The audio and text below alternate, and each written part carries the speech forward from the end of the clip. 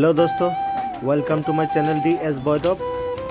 तो एया चाওক काली की हल आमार घरत सब शेष हो गल। आमार एकোए बचाब पारा नाई। चाওক पूरा जली शेष हो गल। तो चाই আছে আপোনালোকে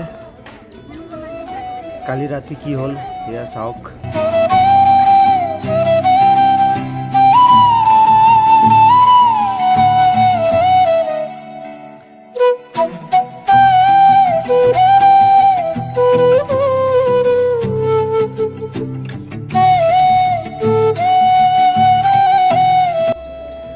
এয়া চাওক ধান চাউল, এটোৰ ভিতৰত আছিলে ধান আৰু আছিলে বস্তা চস্তাত আছিলে ধান চাউল চব শেষ। এয়া কাঁহী বাতি, এইটো আছিলে মোৰ LCD চেমচাঙৰ। ইয়াতে আছিলে কিবা চাপৰ তাপৰ। पूरा 40 मिनिटर ভিতৰত মানে पूरा শেষ হৈ গল। একোৱে বচাব পৰা নাই আমি। আৰু সিলিন্ডাৰ ব্লাষ্ট হৈছে যে সেইকাৰণে মানে আমি বচাব পৰা নাই। দুটা সিলিন্ডাৰ ব্লাষ্ট হৈছে আৰু বাকি কিটা ব্লাষ্ট হোৱা নাই, ফুলি গৈছে।